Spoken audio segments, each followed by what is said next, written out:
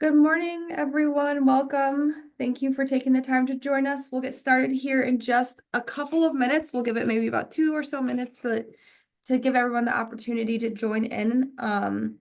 While we're waiting for that, if you would like to just drop your name and where you're joining from in the chat so we know where everyone's at, whether you're joining from an organization, maybe what city you're in, whatever you're comfortable with.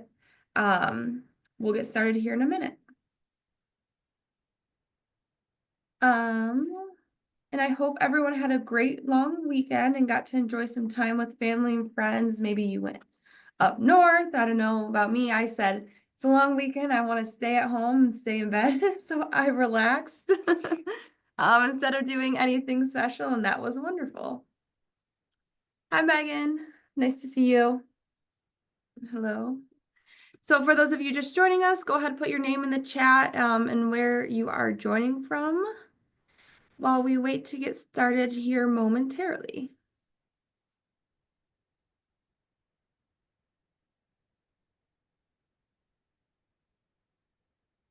All right, thanks, McKenna. I see you put that in there. Hi, Elizabeth, as well. Bonnie, Tara. Ooh, we have a good group from the Senior Alliance today. We love it. It's awesome to see you guys. Tracy, our presenter, who I'll introduce here shortly.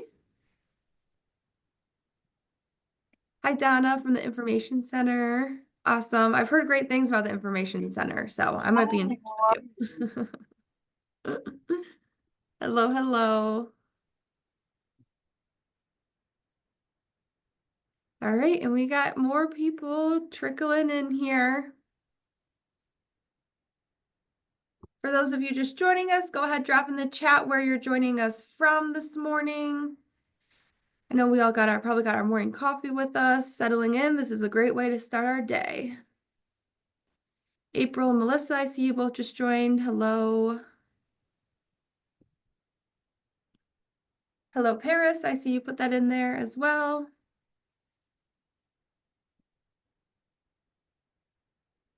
Alrighty, what time are we at? Oh, we'll give it another minute or two.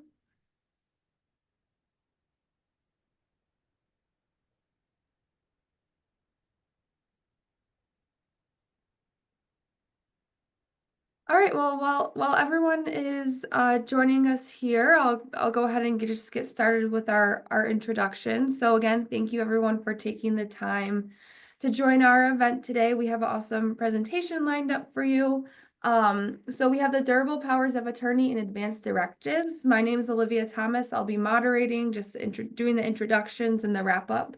We have Dejanay Matthews here. She will be helping us with tech assistance. So if you guys need anything, you can always drop it in the chat, and we have a couple people here with the Senior Regional Collaborative to make sure that everything goes smoothly.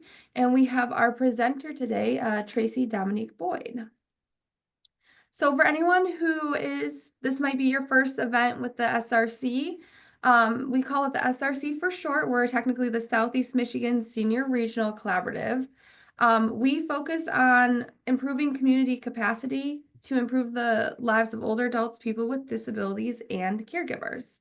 So our vision is to be a region of Michigan, Southeast Michigan, where these groups of people, older adults, people with disabilities, and caregivers are able to live a healthier, more fulfilling, and productive life. So we're happy that you guys joined us, and our events are always open to anyone in the community, regardless if you're a senior, you're a caregiver. We're just happy to have everyone here today. So thank you.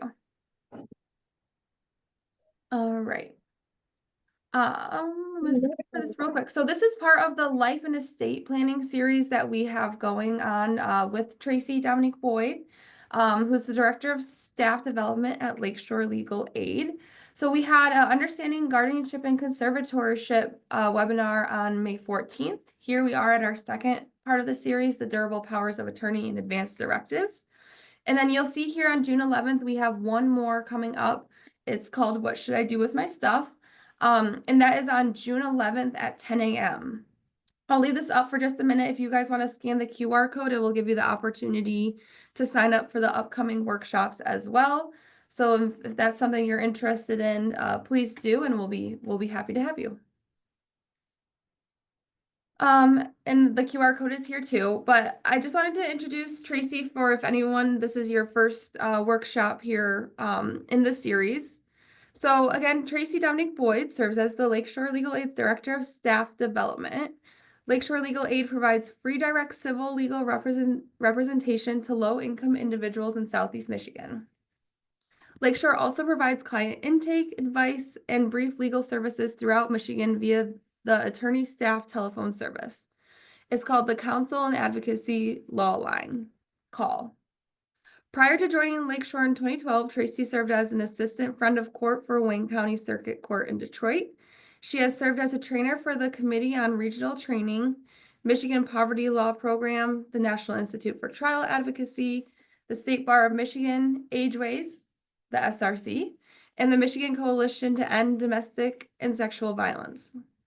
Tracy was honored to serve as the attorney coach for the Anchor Bay High School mock trial team for 5 years, and she is the past president of National Lawyers Guild Detroit and Michigan chapter, and has served the board of directors for the Michigan Family Support Council, First Step Project on Domestic and Sexual Violence, Wayne State Law School Alumni Association, City of Inkster Downtown Development Association, and the Detroit Bar Foundation. Tracy received her bachelor's degree from Kalamazoo College and received her JD from Wayne State University Law School.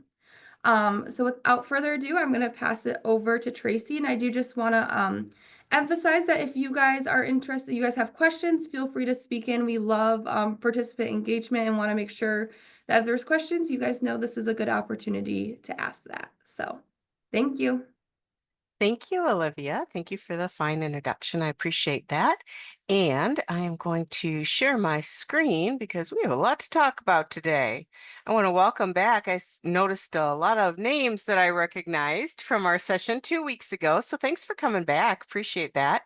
And we talked a lot last time about the difference between guardianships and conservatorships.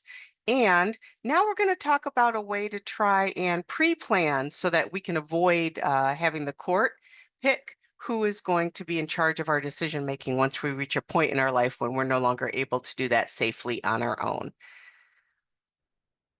So our learning goals for today are to understand how the execution of powers of attorney can help protect you from later guardianship or conservatorship proceedings, to understand what a durable power of attorney means and what it is, to understand what a durable power of attorney for finance or business transactions under the Michigan Uniform Power of Attorney Act requires to have as parts of it in that written document, and to understand how it gets applied and relied upon by others, to understand what a durable power of attorney for healthcare means and what it is and how that works.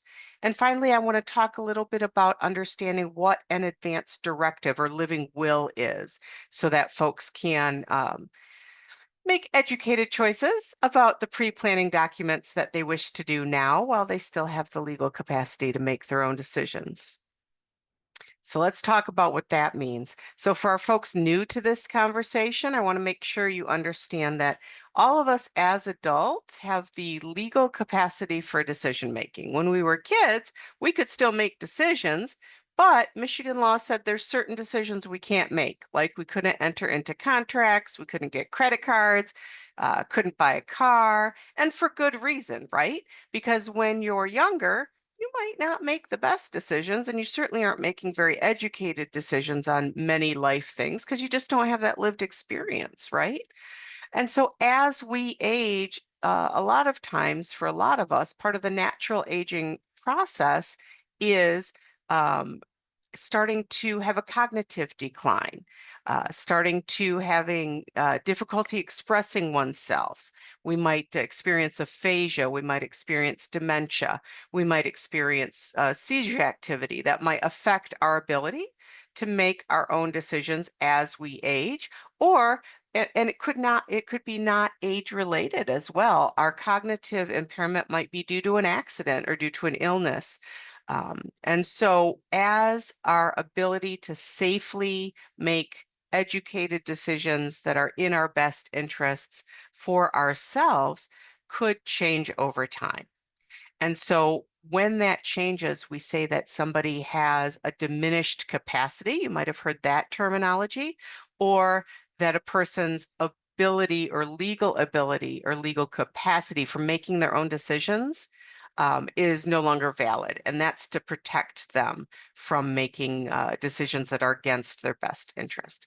And so what we're talking about today is anticipating that that could happen at some point in our lives and making decisions now about who we trust to act on our behalf when we can no longer make those decisions on our own.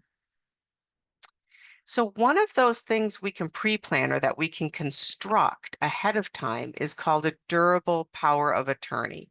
It's a written document, and it's relatively non-complex. And the reason that it's non-complex is people that are not lawyers need to understand it and need to apply it and need to rely upon it. So let's dive into what durable power of attorney means. So when you construct a durable power of attorney, you get to choose who your agent is. Your agent is the person who will have your permission to make decisions on your behalf when you're no longer legally capable, when you lack that capacity for decision making at some point in your future. And we can't predict the future, right? So while you're able to make the decisions now, that's why we as lawyers try to encourage folks to do that pre-planning piece because you never know, right?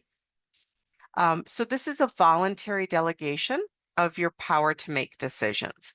You are voluntarily saying that if X, Y, and Z happens in the future, I give up voluntarily my ability to make my own decisions as an adult person, and I am going to entrust this other adult person or these two or three other adult persons to start making my decisions for me on my behalf.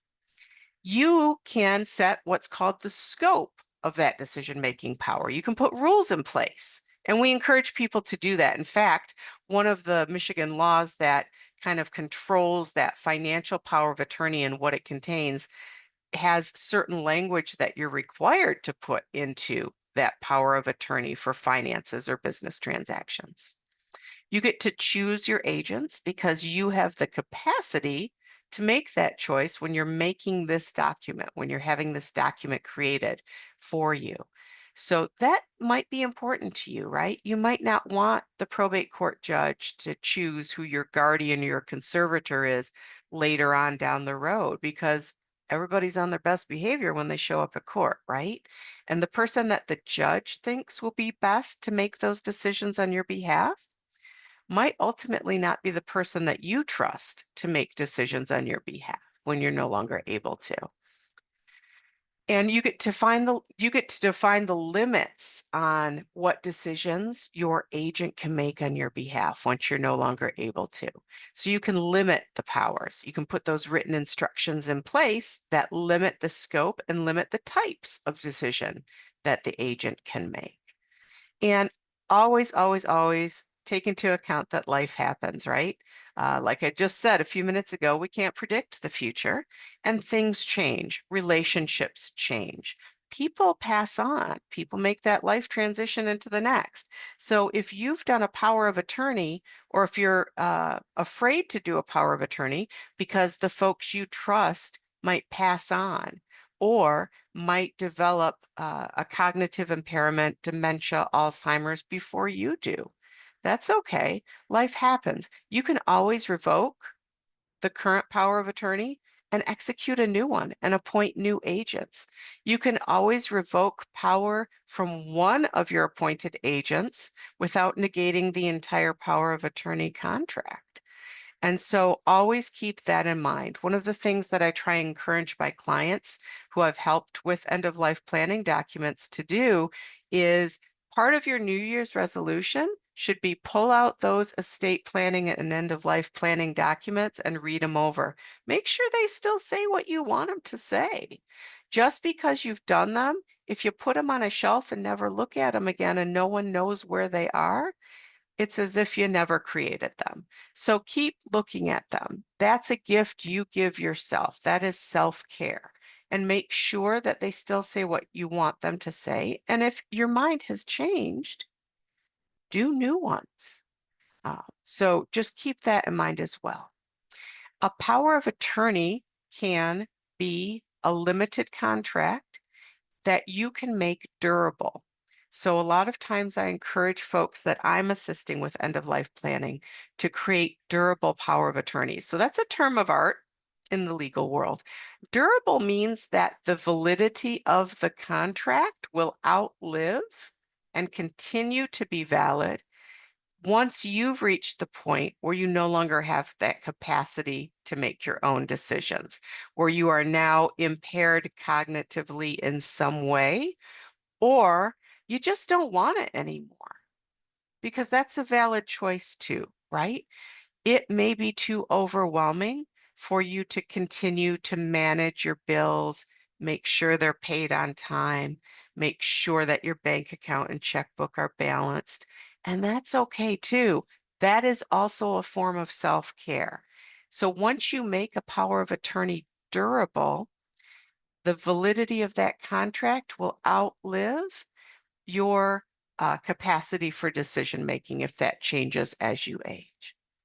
And then finally, when we talked about this, yes, 2 weeks ago at our guardianship and conservatorship session, when you have a valid power of attorney in place, when you have a valid healthcare or medical power of attorney in place, that can help prevent a future guardianship. Because remember, a guardianship is when the court appoints a trusted adult that the court trusts to make good decisions to govern your body or to govern your health or state of well-being. And if you have a properly executed and valid financial or business transaction power of attorney in place, that can avoid a probate court or probate judge coming in later in your life to appoint a conservator on your behalf, because you can trust the fact that you've got this financial or business transaction power of attorney that's in place, and third parties can rely on that agent or adult that you picked to make your financial decisions on your behalf when you had the capacity to do that. And I want to repeat a little bit what we talked about during our last session. I want to make sure you understand that agency relationship. The agent or the person that you have trusted and appointed to speak or to act on your behalf, your agent has what's called a fiduciary duty. That fiduciary duty, that trust relationship, means that the agent has promised you through this contract that they will follow your written instructions, that they're not going to make any decisions that are not in your best interest. And also the flip side, they're not going to make decisions that are in their best interest, that act to exploit you financially or otherwise, just because they now have the power to do that. So they're not going to violate your trust in them by appointing them as the agent. And the fiduciary duty also says that they can't exploit you, they can't neglect you. And if they do, the court has the power and has your permission to remove them, to take away that agency power. So a power of attorney, like we talked about before, it's actually a contract. It's a written agreement between you and the folks that you are entrusting to make your decisions for you in the future. They got to sign it too. So like every contract, all of the parties to that written contract agreement, they all have to sign it to prove that they've read it and that they agree to the terms of that contract, that there's a meeting of the minds so that the contract can be enforced when we need to enforce it. The power of attorney has to be properly executed. What does that mean? Well, that has changed over time. The Michigan Uniform Power of Attorney Act went into effect on July 1st of last year. That's relatively new in the legal world. And so I want to make sure that's on everybody's radar. What that said is that in Michigan, if you have a power of attorney that gives power to make financial or business transactions, in order to protect the individual executing that power of attorney from future financial exploitation, there's certain magic words you got to put in that document, including defining what that fiduciary duty means and how to enforce or how to punish an agent who breaks or breaches that fiduciary duty by exploiting the person they're supposed to be protecting. When you execute one of these power of attorneys, the law requires that you have two disinterested witnesses at the time that you execute that. That's to protect you. Those disinterested witnesses, what that means is they can't be related to you in any way. They cannot be a caregiver. They can't work for a nursing home or long-term care or assisted living facility that you might be residing in. That's to protect you from exploitation because there's a power and control imbalance necessarily because of those special relationships. So by disinterested, I mean somebody like me, a lawyer that's not related to you, that doesn't have, I don't have my own interest in the decisions that might be made by you or on your behalf.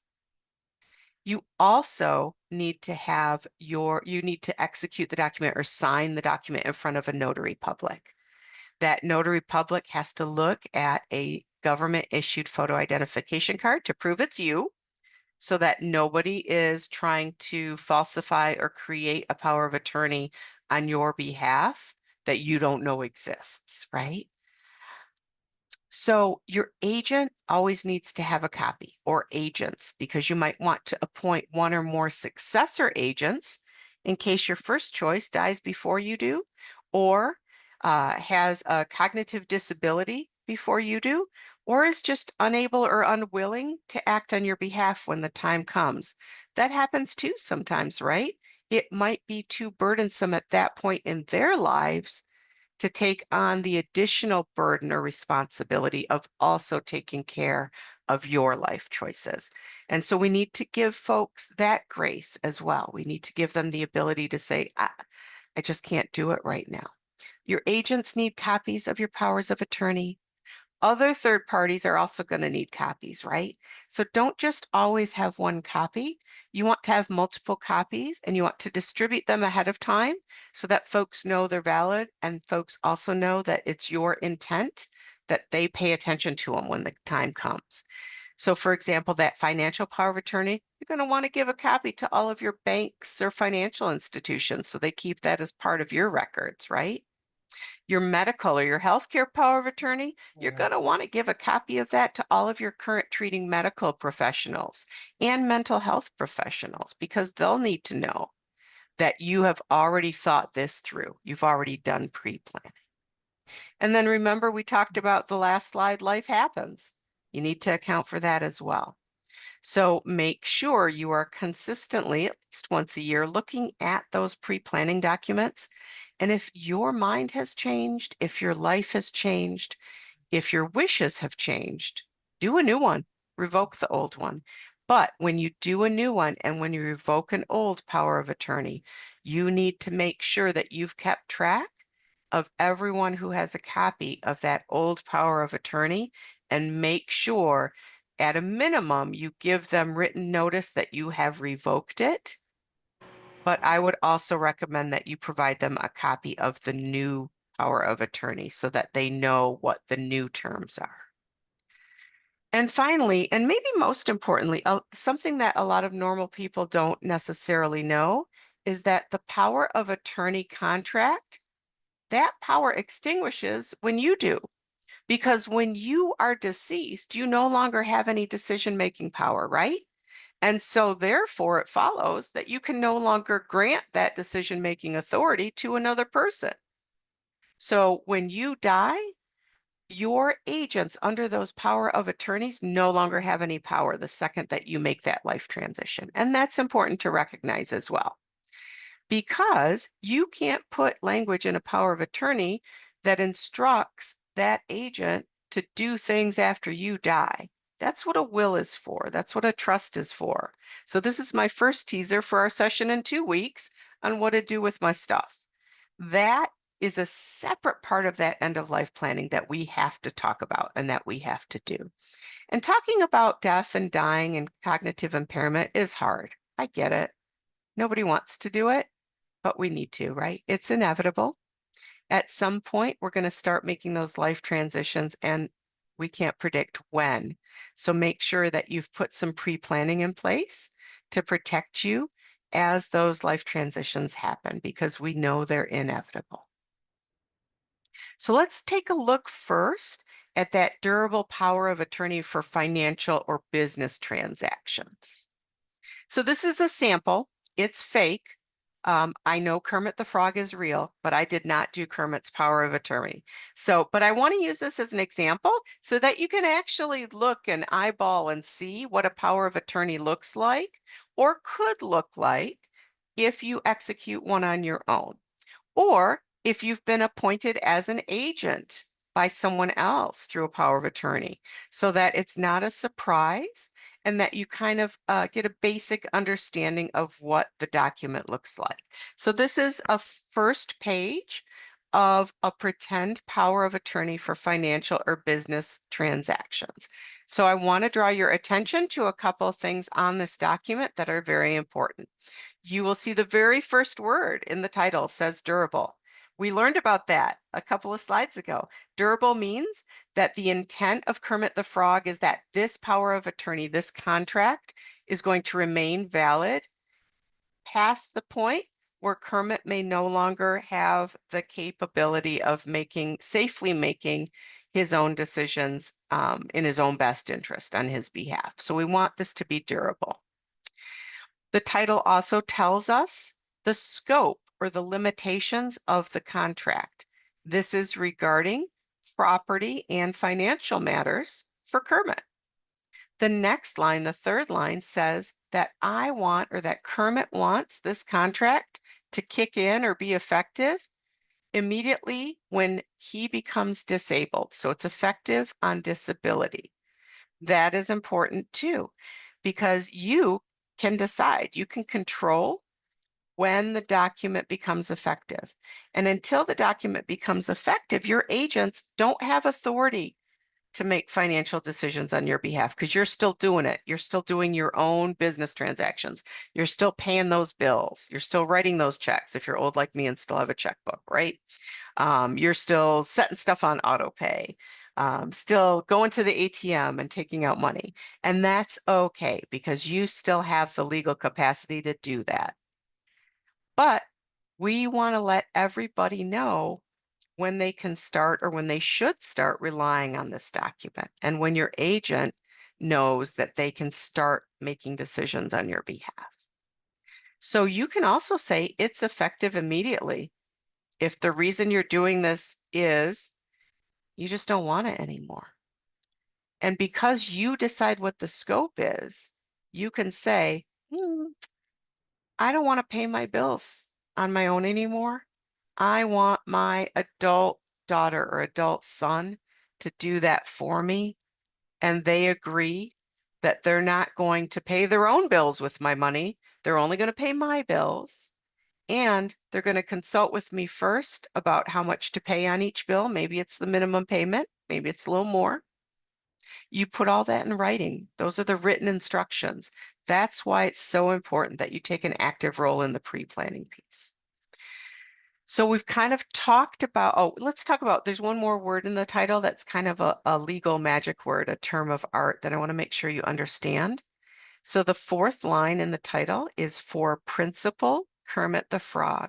Kermit's the principal. Kermit is the one that is executing this document. Kermit is the one that is giving up some or all of his decision-making power. And that's why Kermit's called the principal. So that's a title.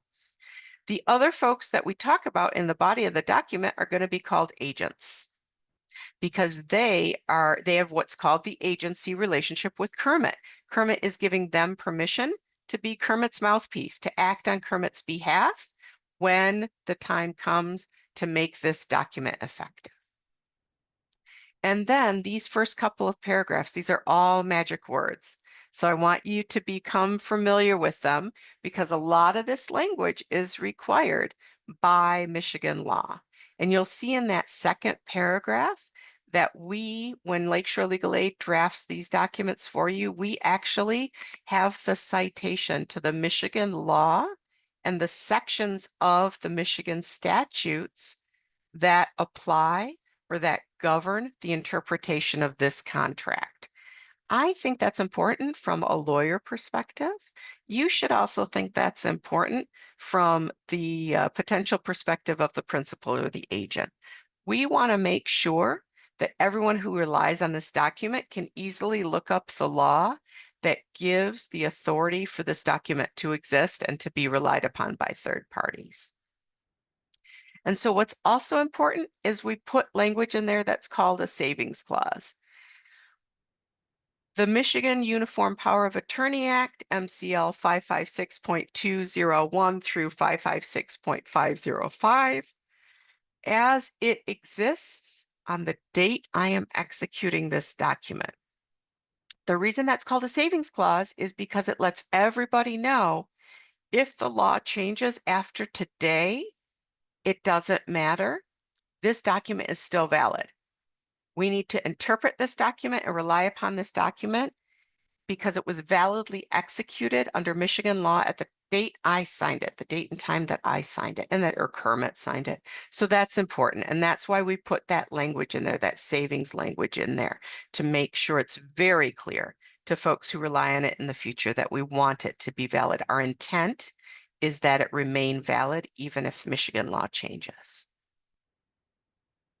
And the next sentence is required by the law too.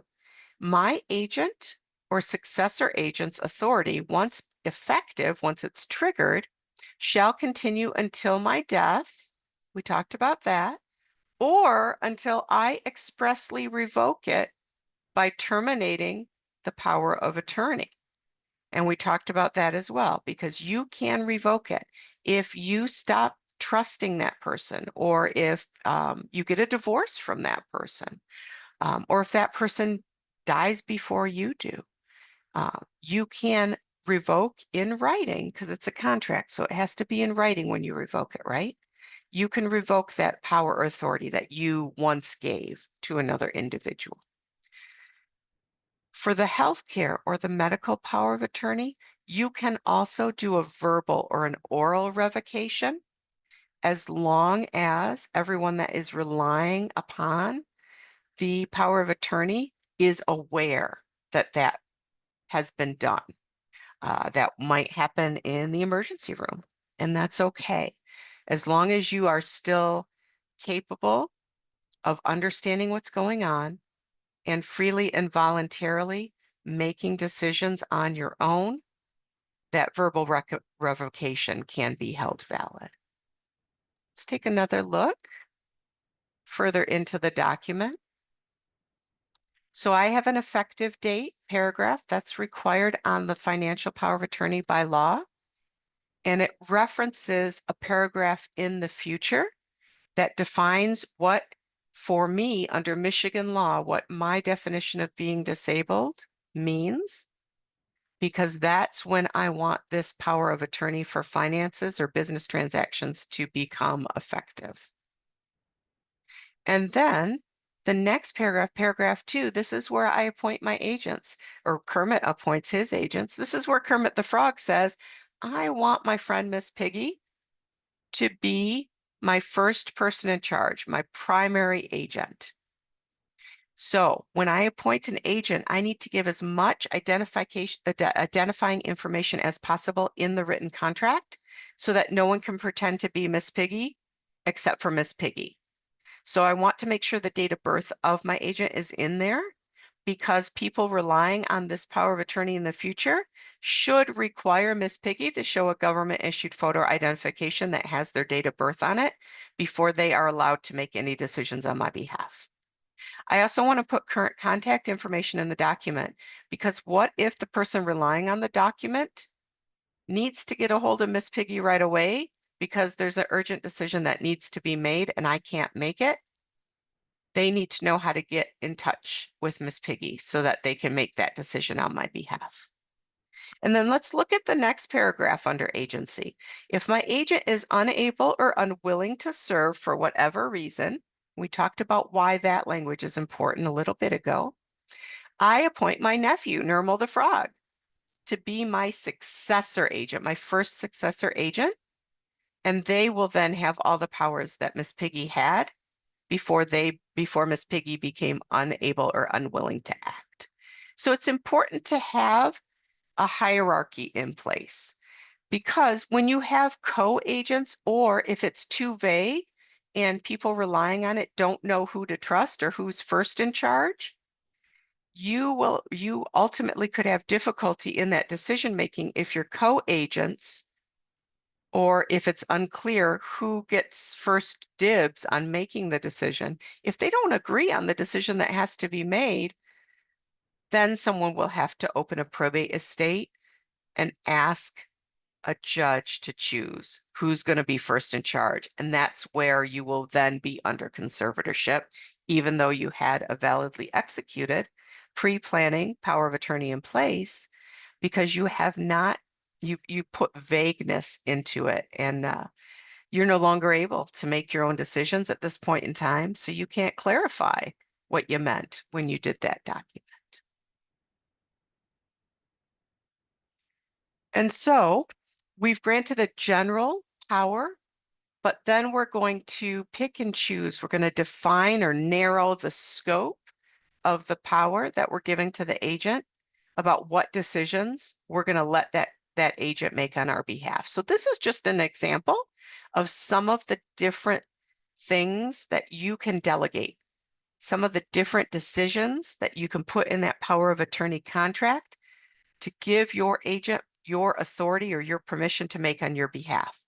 All of these examples are also included right in the Michigan laws, so that can help guide your decision on what language you want to include in your financial power of attorney. And then here's that elusive paragraph 7 that we talked about early on, and we made a reference to early on in the document. So this is the definition of disability that currently exists under Michigan law. So we want to make sure, again, that we've referenced all of the specific statutes or laws, that this is where we have gotten our definition of disability for the purpose of the power of attorney. And then we've used more words, right? Because the people that are relying on this power of attorney, including your agents, might not know how to find Michigan law. And once they get to it, it was written by lawyers. They may not understand it. And that's okay, because they're normal people. And it is not normal to talk or write like a lawyer.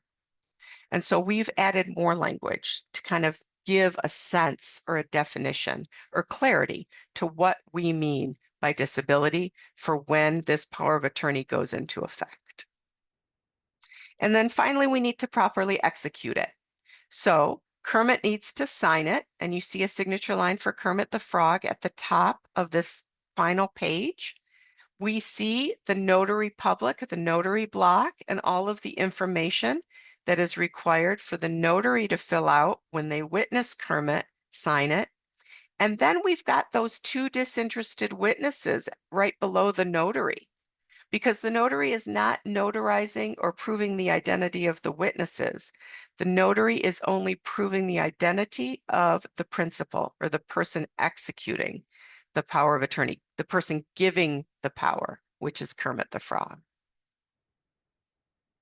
So I've provided these slides to the Senior Regional Collaborative.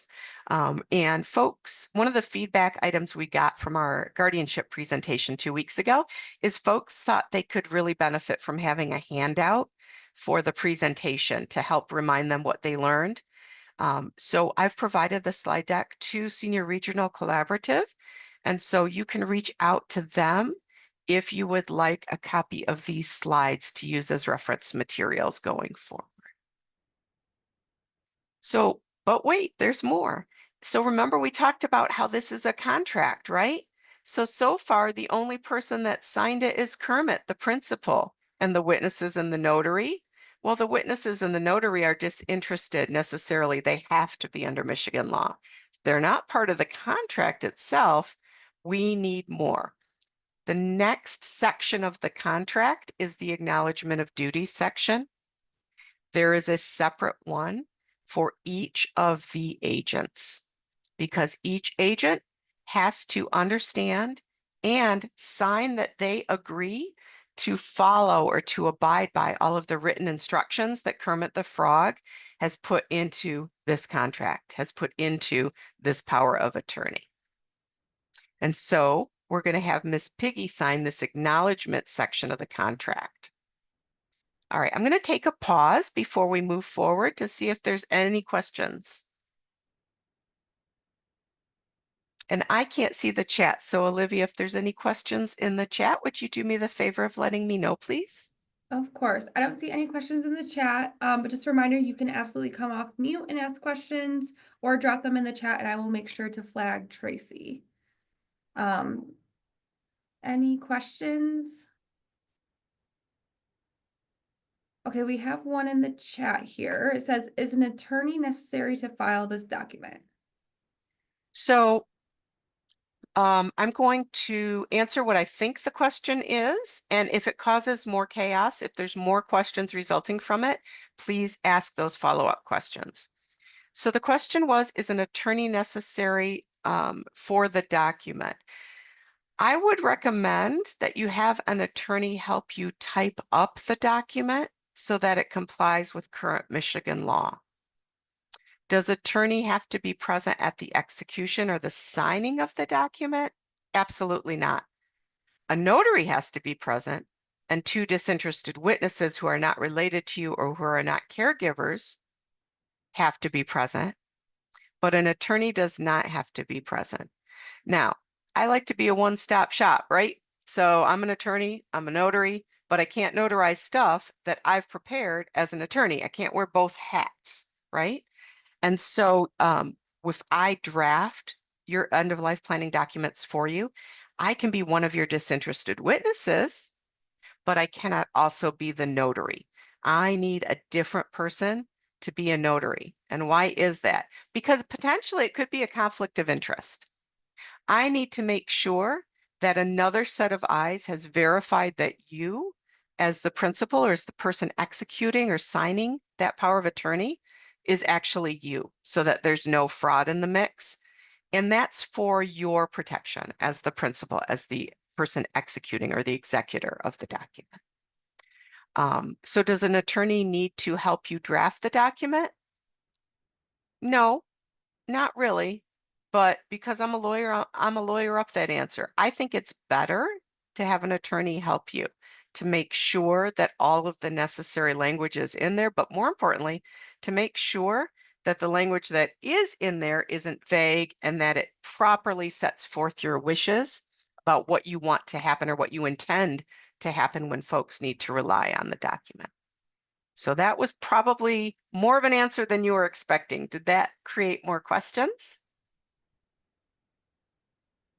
We have one additional question in the chat that says, I don't see anything that was from Bonnie originally. I don't see any follow-up from Bonnie. So I'll go to the next one. But it says once a person executes a oh, Bonnie says that was great. I understand. Thanks. Yay! So you're good. From Donna, we have a question that says once a person executes a durable power of attorney, are they unable to make any decisions legally? And if there is a durable power of attorney in effect, can a person, the principal, still sign legal paperwork? Both excellent questions. I'm going to lawyer up my answer. My answer to both of those questions is it depends. Because it really does depend. It depends on a lot of different facts that were not present in the hypothetical when you ask the question. So that's my role as a lawyer, right? Is to always think of all the things that people don't necessarily have on their radar. So the first question is, once you have a power of attorney, does that mean you can no longer make your own decisions? So it depends. It depends on what you put into that document about when it becomes effective. So if you do a power of attorney that says, I want it to be effective upon execution, which some people choose to do, that's a valid choice. You are signing it. When you sign it, you are saying, I no longer want to have this decision-making power as of the date and time that I sign this document. So if that is what you put in about when your intent and when your desire is to make the document effective, then yes, you have signed away your ability to make certain decisions the moment you signed the document. But some people choose not to do that. Kermit the Frog sure didn't do it, right? Kermit the Frog put in language that says, I want this to be effective upon my disability. So the date that Kermit signed it, it was a valid document, it was a valid contract, and it was a valid delegation of authority to an agent. But that authority was not yet effective because Kermit said, I don't want it to be effective now. I want it to be effective when somebody says, I am disabled as defined by Michigan law, and as I put right in the center of the contract about what I think disability means under Michigan law. And that's important because when you have a power of attorney that does not become effective until disability, there's another piece that I didn't show you. There's another page that a current treating medical or mental health professional has to sign saying that I examined the principal Kermit the Frog on this date, and I have determined based on my professional knowledge, they are currently disabled. They no longer have the legal capacity to make their own decisions, and this power of attorney is now effective. And so what you've done is you've created a future or a springing power, a springing interest by making it effective upon disability. So that's why I kind of said it depends, right? You can also do power of attorneys that are effective for a certain time span or duration. We talked about that a little bit 2 weeks ago. So you can do a power of attorney that is effective for one day. The example I gave you before, and the example I'm going to use now, is that permission slip to let your kid go on a school field trip. That's actually a power of attorney. It's not usually notarized. There's not usually two witnesses, which technically means it's invalid under Michigan law, but we're not going to, we're not going to pick it apart that bad. But the school permission slip is a power of attorney where you give permission to the school and to the chaperones of that field trip to govern your child and take care of your child while they're not physically in the school building. That's a huge thing. And it's for a designated period. It is immediately upon going on the field trip. That's when it becomes effective. And it automatically terminates once the kiddo returns back to the school building after the field trip's over. You probably didn't do that in-depth analysis the last time you signed a field trip permission slip, right? But that's technically, from a legal perspective, that's what you did. You created a limited duration power of attorney. So you control, because you're the one with the power and you're the one that's deciding who gets to execute it and when, you control its effectiveness. Now, that was the first question, which caused me to talk way too long, and I've forgotten what the second question is. Olivia, could you do me the favor of reminding me? Yes, no problem. It says, if there is a durable power of attorney in effect, can a person, the principal, still sign legal paperwork? Maybe. It depends. If Mhm. there's a durable power of attorney in effect and the durable power of attorney went into effect because of disability, then no. Because you're now disabled from legally being able to make your own decisions. Because a treating medical doctor or a treating mental health professional has examined you and said, no, sorry. Based on what I've seen in my professional opinion, you're no longer capable of making legal decisions safely on your own behalf for whatever reason. And they don't even have to list the reasons unless you require them to do so when you first create the power of attorney. But if you have a school permission slip, then yeah, you can make those legal decisions because it's not effective upon disability. Nobody has declared you to be legally incapable of making your own decisions, and you've limited the scope, right? You have only delegated a small portion of your decision-making authority to another person or an agent with that school permission slip. So because that power of attorney is very limited in scope, who's going to make all your other decisions? You are, because you didn't give anyone else the authority to make other decisions on your behalf. So did that create more questions, or did that actually help?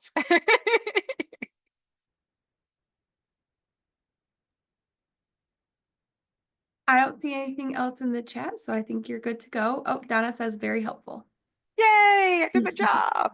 Oh, I'm going to say something I should have said at the beginning, because I said it at the beginning of the other one, I forgot this time. So I'm a lawyer, right? Everything I'm giving you today is legal information. Why? Because it's not specific to the facts of your legal situation. That's important to understand, because anything that I tell a client or any legal advice that I give to a person that is specific to their factual situation, that legal advice is protected by what's called the attorney-client privilege. It has to remain confidential. I can't share it with anybody. You can, as the recipient of the legal advice, because you control that privilege. It's your privilege, but I cannot. And so, because of that attorney-client privilege, when you ask questions, and you've been doing a great job so far, when you ask questions, please do not make them specific to your family situation. So, for example, if you ask a question saying, hey, I did a power of attorney 8 years, nope, Matt, I'm not going to answer that question because it's specific to you. Now, if you want to talk to me one-on-one and you're eligible to receive free services through Lakeshore Legal Aid, I'd be more than happy to answer that question in private. We're just not going to do it today. So I wanted to give you that kind of disclaimer before I forgot. And I don't want you to think I'm rude if I don't answer your question because of that attorney-client privilege, or if I choose to answer it in a different way to make it more generalized and hypothetical so that everyone can benefit from the information. Cool? Cool. That's what we're going to do. Let's talk again about durable power of attorney for healthcare or for medical care.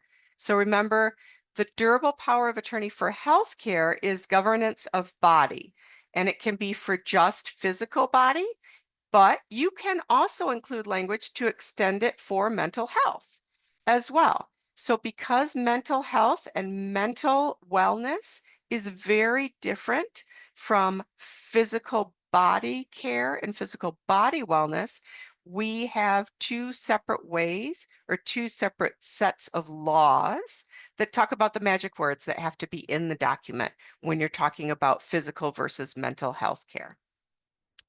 And for good reason. So we want to keep that in mind. So similar to the financial power of attorney, the financial power of attorney will help hopefully avoid a conservatorship through the probate court later in life for you. This healthcare power of attorney or the medical power of attorney hopefully will help avoid a guardianship through the probate court in your future. Because it does the same thing. It sets the scope for decision-making power. It sets forth your wishes about what you want those decisions to look like, or what they could look like, or what they should look like. And it also sets duration or limitations, and you have appointed or given authority to folks that you trust, other adult human beings that you trust to make those decisions on your behalf. So you're going to see a lot of familiar language in this one, even though it's for healthcare as opposed to financial transactions. So you see the word durable, very first word. So Captain Carol Susan Jane Danvers, for those of you who are not part of the Marvel Universe, this is Captain Marvel. So Captain Marvel has made a durable power of attorney. So her intent is that this contract remain valid once she is no longer capable of safely making her own decisions. So this is for healthcare. You see that in the second line of the title. We want it to be very clear, again, because the folks that need to rely upon it sometimes have to make quick decisions, and they need to be able to clearly understand what the document is, what the purpose of the document is, and how to interpret or apply the document. The very first paragraph talks about the fact that you are executing this power of attorney for healthcare. You want everybody who sees it to follow your written wishes. and you are expressly in writing revoking any old ones that you did beforehand. I like to put that in all of them, even though the client might tell me this is the first time I'm doing one of these.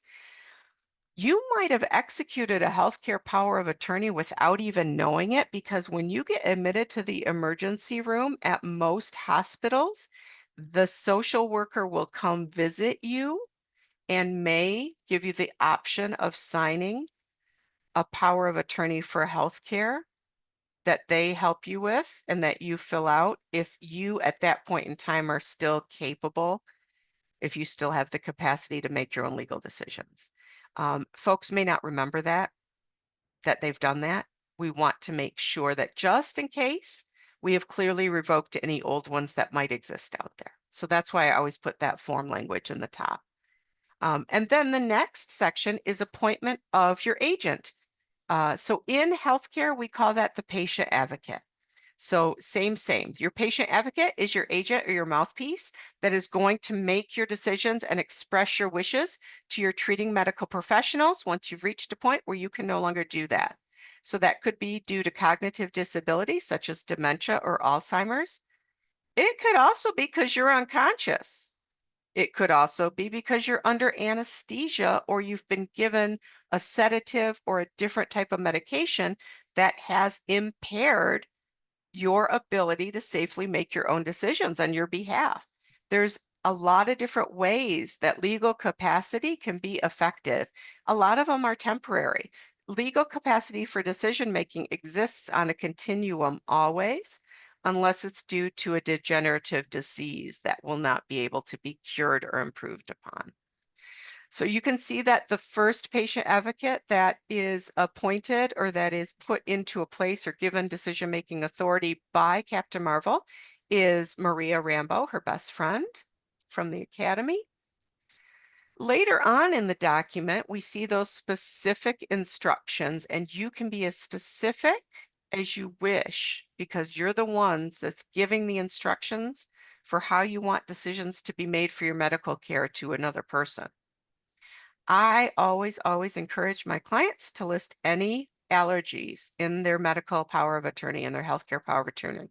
That includes food allergies because a lot of medications have food components in them. A lot of vaccines use egg protein. If you are allergic to eggs, your treating medical professionals need to know that.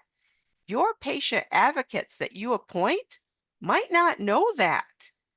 This is important information. When this is getting relied upon, you may not be able to communicate or remember what your allergies are. Put them in writing. Specific instructions regarding care that I do want. So I have listed a lot of different things in the medical realm that could happen or could be necessitated by your medical condition that clients over the years have expressed to me they have strong feelings about. Mechanical respiration, being on a ventilator, is one of them. I want to put in writing for my client specific instructions about what their wishes are about being on a ventilator because that is hard. And if you don't want to be on a ventilator or if you want to limit the duration of time that you're placed on a breathing machine, you got to put that in writing. Because once that decision is made, you certainly won't be able to communicate what your wishes are.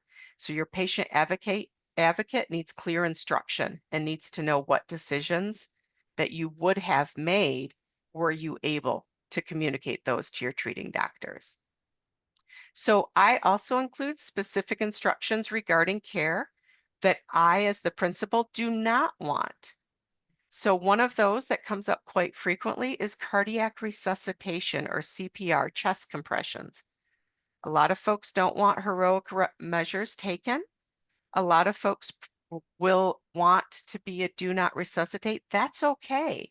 But if you can't communicate that at the time that people need to know that, put it in writing. Put it in writing while you can communicate that. And so this is just one example of choices that could be made by you as the principal. These are the choices that Captain Marvel happened to have made in my fake healthcare power of attorney that we're going through right now. You got to include a HIPAA authorization. So what's HIPAA?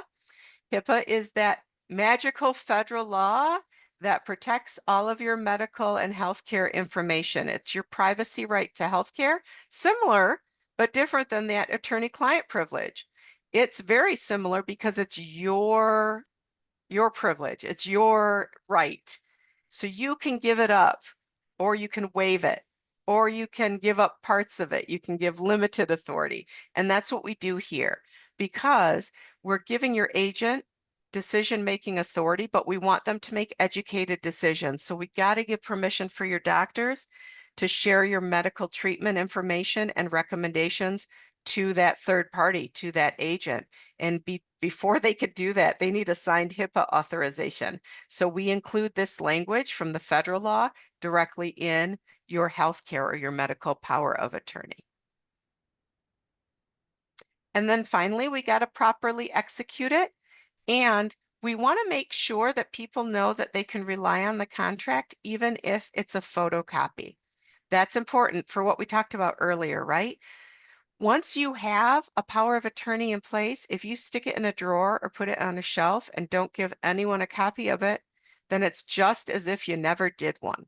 So we want to give those copies out kind of like free candy, especially for these medical ones. We got to make sure that all of your treating medical professionals know that this exists, because they need to know who your emergency contacts are, those patient advocates that they need to reach out to if they're treating you. And you cannot make decisions that need to be made at that point in time. They need to know who has the authority to do that. And so photocopies become important. Again, we don't want vagueness in our contracts, so we put it right in there. Photocopies, just as valid as the original. We've got a signature line for the principal for Captain Marvel, and we've got the notary public block that we talked about. So we're going to have it notarized, which means that an authorized or a certified notary public through the state of Michigan is going to look at a photo government issued identification card for Captain Marvel to prove that it's them executing this document and that no one is fraudulently trying to execute it on their behalf. And then they're going to sign as the notary. But remember, it's a contract. So the agents or the patient advocates that Captain Marvel appoints have to countersign it. So similar, but different than the financial one, there's different language.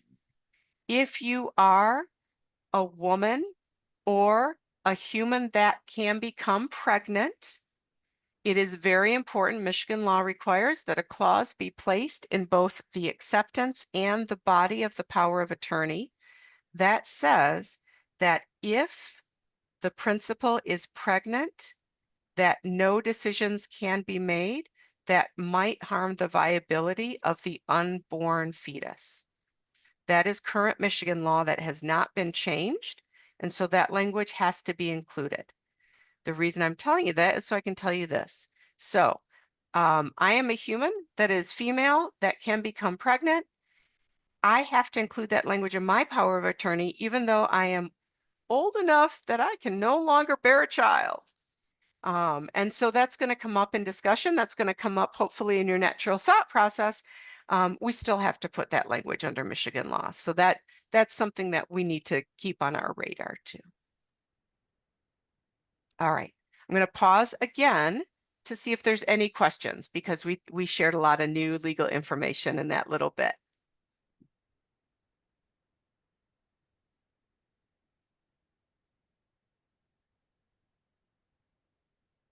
All right, hearing no questions, I shall continue to move on.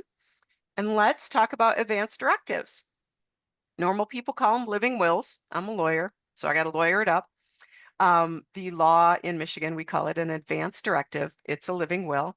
What does that mean? It means, while you're living, this is my will. These are my wishes. This is what I want to happen as I reach end of life. So you, while you have the ability to do so, are making your end of life treatment plan You are expressing your wishes or your intent or your desires in writing. This is how I want my end of life to go.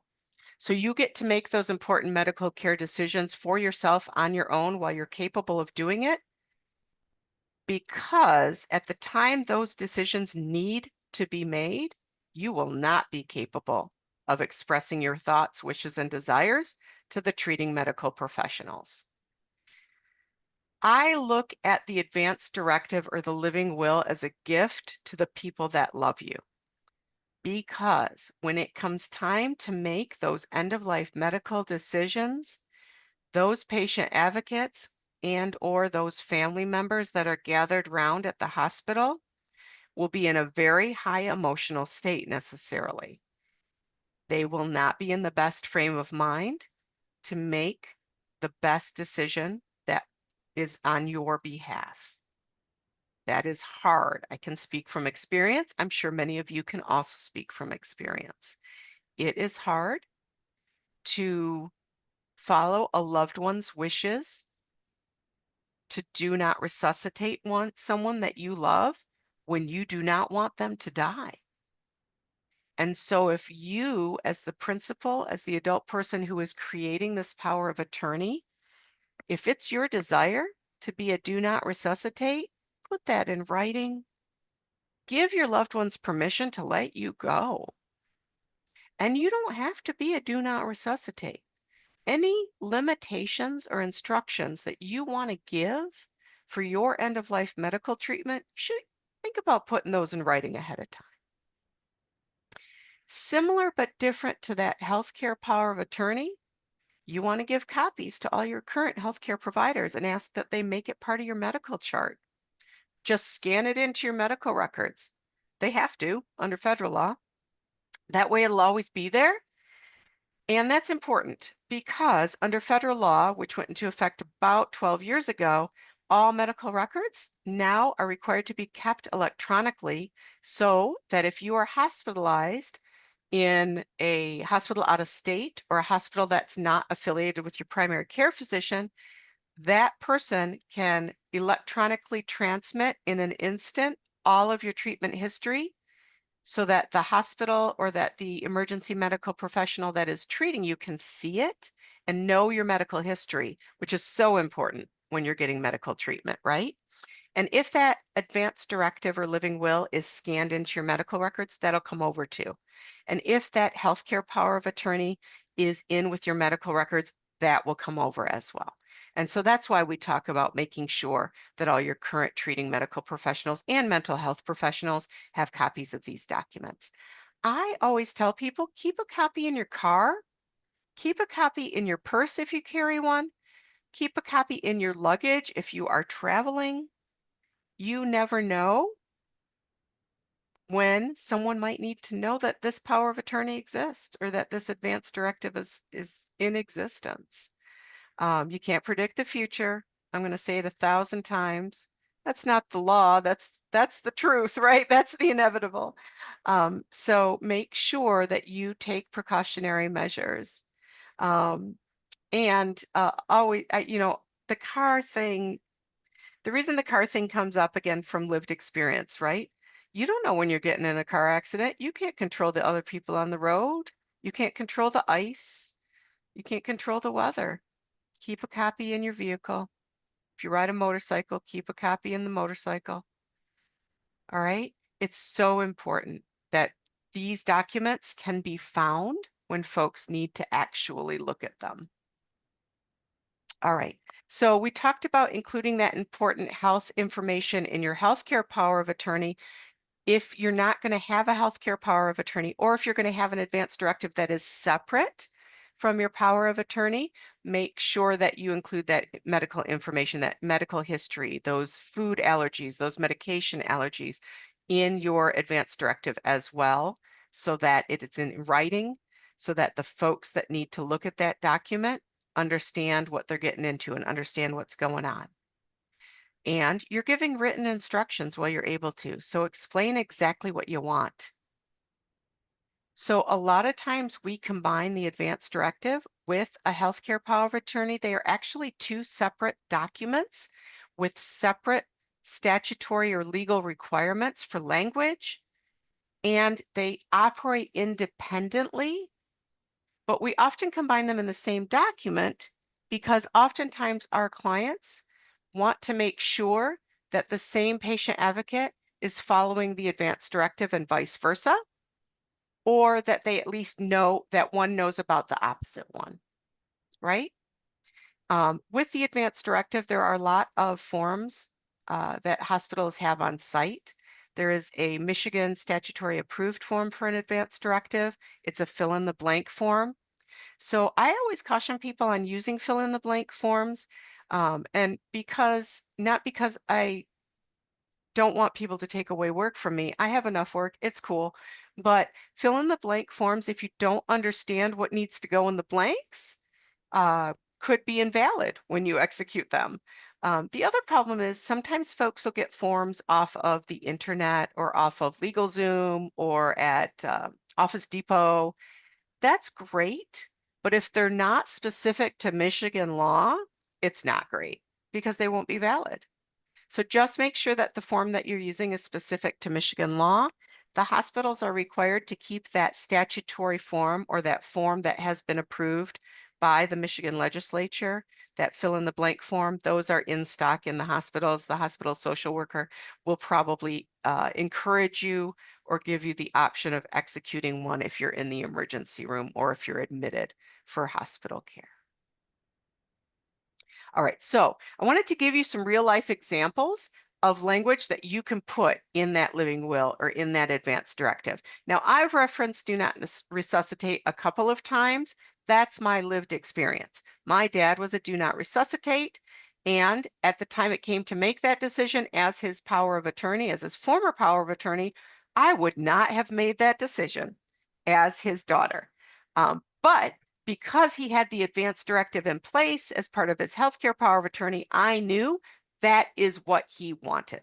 And so that is the decision that I communicated to the doctors, showed it to them in writing because I was able to do that because I had a copy like I was supposed to. And those are the instructions that his treating medical professionals in the emergency room followed. So that's important. That was his gift to me, giving me permission to follow his wishes and clearly expressing what his wishes were for his end of life medical treatment. So these are some examples of language that will pass muster under Michigan law to communicate properly in writing that your wish is to be a do not resuscitate. Again, language is powerful, but you can also be creative with language. Some folks don't like the harsh language of do not resuscitate. That's okay. That's okay. You choose your language as long as it's adequate to clearly communicate what your wishes are. And so on the screen, we've got several different examples of your ways to communicate that. Or you can make up one yourself. Just make sure that it's clear and that it clearly communicates your wishes. So let's look at an example of a different advance directive.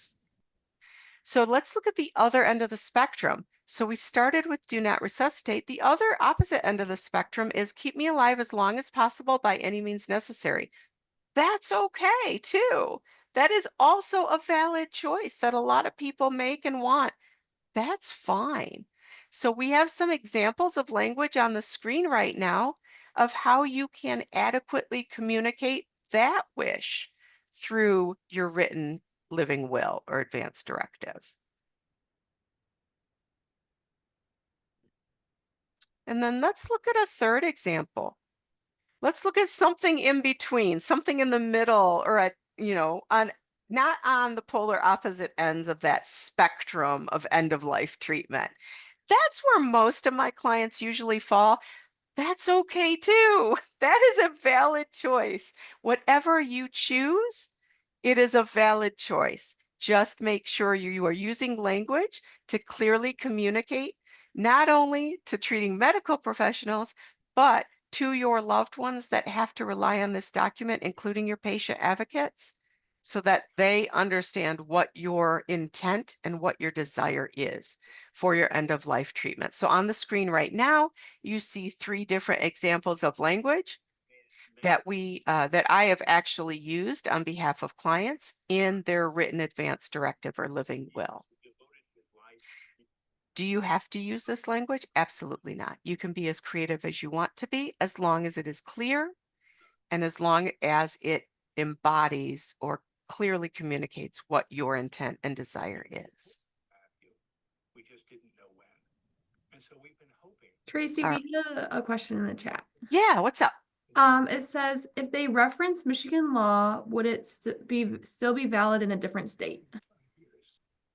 That is a good question. Yes, because of the 11th Amendment to the United States Constitution, which is not the answer you were expecting. But that's what really the answer is. That's what it's based on. When you have a contract that is executed in Michigan under Michigan law, but it needs to be enforced in a different state, the 11th Amendment says, hey, states' rights, you got to give validity and credit to the law of the state where that contract was entered into. Okay, so that's the lawyer answer to your question. So the real answer is yeah, that's why you need to take one when you travel. So if you have a valid healthcare power of attorney that has been validly executed under Michigan law, take it with you to Arizona when you go there on vacation to see the Grand Canyon. Because if you got to go into the hospital, they need to know, but more importantly, they need to follow that contract. They need to apply Michigan law in interpreting and enforcing that contract. That is also, as a lawyer, why not only I encourage you to use a lawyer to draft these documents on your behalf, but I like to cite or to reference the actual statutes or laws that need to be followed when interpreting the document, so that it's super easy or as easy as possible for whoever needs to rely on the document to look that up so they know that they're following the law. That was a good question. Did it cause other questions? Okay. All right. So this slide, which you've had a chance to look at and try and digest while we've been answering that question, this kind of shows you a comparison contrast of the two documents we just discussed that govern healthcare. We've got the advance directive and the durable power of attorney for healthcare. And so the biggest difference is the advance directive isn't a contract. It's a directive. It's an order. You must follow my order. You don't got to agree with it. You got to follow it. So you're not designating an agent with the advance directive. You're not creating a contract, so no one needs to countersign it to make it valid. You're saying, these are my wishes, and you're going to follow these instructions. Sign, done. All right? That's a big difference. That's why it's okay for the hospital social worker to bring you the fill in the blank form, because they're not witnessing really anything. They're not validating your wishes. They are receiving your order, so they know what to follow. And so in the advance directive, you have made your own decision. It will not change once you become capable of no longer making your own decisions, once you're unconscious or can no longer communicate. With the power of attorney, you've delegated that decision-making authority to a third party, to a patient advocate who you trust to make those decisions, right? And so I won't go through the whole slide because I know you can read and we're short on time. But again, you can ask I'm taking a blank here. You can ask the organization sponsoring this educational piece to share the slides out with you afterwards, if you will find having this reference slide helpful to help you understand the difference between the two documents. And then finally, I just want to remind you that it is very common to combine these two documents, but when we do that, each separate document has to be executed separately. So the advanced directive piece, even though it may be embedded in the durable power of attorney for healthcare, it's going to have a separate signature line because it needs to be independently valid of the whole of the power of attorney contract. And so they are actually two separate documents, but we can combine them into a single document. We often do. As a lawyer, it's kind of my recommendation that you do, but it's not required. Someone asked in the chat, Tracy, if the direct power of attorney supersides the advanced directive, which I think is kind of what you were referring to there. So the opposite is true. The advanced directive, because it's your order, supersedes the durable power of attorney. So what does that mean? I want to break that down because there's a lot of baggage in that sentence. So what that means is that the advance directive is your order. You must follow my orders. You don't get to disagree or change my orders. This is my order. The power of attorney is written instructions to your patient advocate, your agent, your third party. These are the instructions I want you to follow, but you have decision-making authority on these issues except for my end-of-life treatment, because that's the order you got to follow. So does that kind of help, or did that create more questions?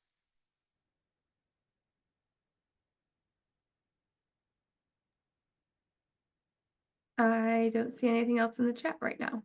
Oh, Right mine says on. it cleared it up for me. So Okay, good. Excellent. Great questions. Thank you, folks. This is awesome. I like having the conversation rather than just the lecture. So thank you for engaging. So you've seen the slide long enough to know you got to come back in 2 weeks because we got to talk about what to do with your stuff. So we talked about how powers of attorney kind of extinguish when you do, right? When you die, that power goes away too. It dies with you. So the power of attorney is no longer valid the second that you make that life transition. But you're going to have worldly possessions. You're going to have stuff. Everyone's got stuff. You got to leave written instructions for what to do with your stuff once you die. So everybody knows about what a will is. You've probably heard about trusts, right? But there are other different estate planning mechanisms that you might want to consider and know a little bit more about, like transfer upon death deeds, designation of beneficiaries. So we're going to talk about all that in 2 weeks on June 11th at 10. Come on back. I'll spend more time with you. I'm not a scary lawyer. Don't be intimidated. And that's what I got. Oh, counsel and advocacy law line. So that was alluded to in my introduction on purpose because I asked Olivia to do that. The counsel and advocacy law line is our hotline at Lakeshore Legal Aid. It actually serves all of the state of Michigan. Even though our organization doesn't do direct legal services, we have a restricted service area based on our grant funding. But we're on contract to all of the legal aid agencies in the state of Michigan to help answer questions over the phone, provide fact-specific legal advice over the phone. This is how we do it. So Lakeshore Legal Aid is funded to provide free legal advice and legal assistance to low-income individuals in Wayne, Oakland, Macomb, St. Clair, Sanilac, and Huron counties. So we go all up the edge of the thumb. But you need to be financially eligible to get legal assistance. It's like any other form of public assistance. We are required to take you through a financial eligibility intake interview before I can answer any of your specific legal questions. Again, it's like applying for any other form of public assistance. They're going to have to do the same thing when you call the hotline. Our hotline is staffed by lawyers. So once that initial financial eligibility intake is completed, you will be transferred to a lawyer. They will not be a scary lawyer. They'll be a nice lawyer like me. Talk to them. They can help. And if the type of help you need is something that needs in-person or one-on-one, like document drafting or going to court, the hotline attorneys don't do that for you. They only explain your options, educate you on the law, and give you advice on what they think the best option could be or might be for you, given your current life situation. So if you need a little bit more, you can ask that your case be transferred to one of our local offices. And we have local offices throughout the counties that I just discussed. We've got 11 local offices that serve those counties. And depending on availability of attorneys, basically time capacity for us, you might come in for direct services right away. We might have to set an appointment in the future. There's a lot of ifs, ands, or buts when it comes to lawyering, and that's one of them, unfortunately. Because like every public service and social service organization, we are grossly underfunded and understaffed, and that's just the reality of social work. That's what we do. That's what many of you do on this call. I recognize your names, so thank you for your service. It's important work, so thank you for doing it. And then I have to, because I'm required, we are a nonprofit. These are many of our major grant funders, but not all of them. So I have to share that with you. They allow me the privilege of doing what I'm doing today and talking to all of you for free and giving you free legal advice. That's all I got. Thank you. Any other questions? Any other comments? Thank you so much, Tracy, for taking the time. Yeah. And there's a couple thank yous trickling into the chat, which I'm sure you can see now. Um, so we just appreciate your willingness to come join us and give this information. And as we mentioned here, let's see if I can go back. There we go. Hold on, one more. No. Okay, here we are. There's another one on June 11th. Please scan the QR code to give you the option to register for that event. The What Do I Do with My Stuff? It's always a pleasure having Tracy here. She has so much wonderful information and is just a great source to talk to as we navigate this stage of life. So please do. And I also just want to emphasize to everyone to make sure you follow us on our social media pages.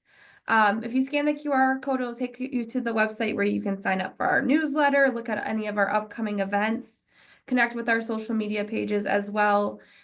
Please stay in the loop with all the different things that we have going on because we want to make sure you guys have the information that you need. Dejanay, can you also re-put it in the chat? Dejanay is going to put in the chat an evaluation form. Looks like she just did. Thank you. Please take the time to fill it out. We'll also send it by email, but that will give us some information about how the webinar went today. And as Tracy mentioned, we use the feedback to make sure we have the resources and information to continue to make these workshops better. So please do fill that out. And with that, we just thank everyone for taking the time to be here, and we hope everyone has a wonderful rest of your week.